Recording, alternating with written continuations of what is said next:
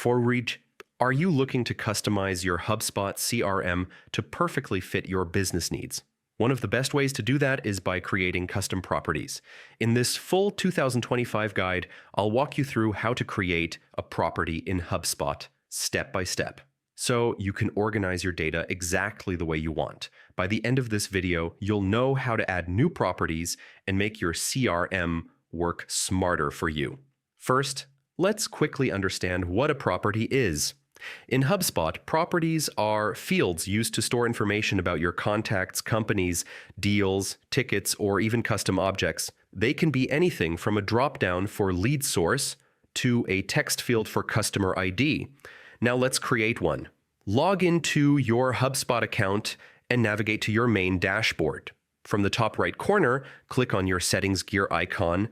In the left sidebar menu, go to Properties under the Data Management or CRM section, depending on your HubSpot version. Click Create Property. Here's where the customization begins. Select the object you want the property for: contact, company, deal, ticket, or custom object.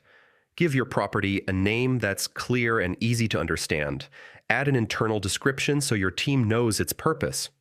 Choose the field type: text input, drop-down select, number, date picker, checkbox, or others depending on what kind of data you want to store. Set grouping or categorization if needed to keep properties organized. Once everything is set, click Create or Save, and your new property is ready.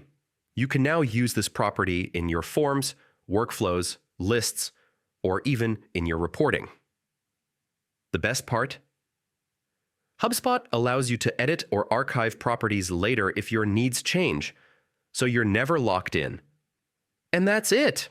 You've just learned how to create a property in HubSpot the right way in 2025. This small step can make a huge difference in how you manage and analyze your customer data. If this guide helped you, don't forget to hit the like button, subscribe for more HubSpot tips, and share this video with your team so they can stay organized too. Thanks for watching, and I'll see you in the next tutorial.